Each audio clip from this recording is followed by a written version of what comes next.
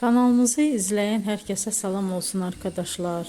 Yine sizlere çok güzel videolar hazırladık.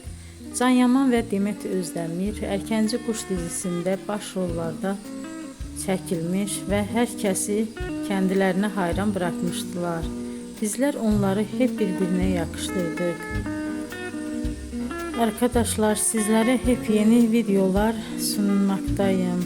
Umarım videolarımı beğenip kanalımıza abone olup bol bol yorum yazarsınız. Sona kadar izlemeyi unutmayın arkadaşlar. Herkese teşekkür ederim.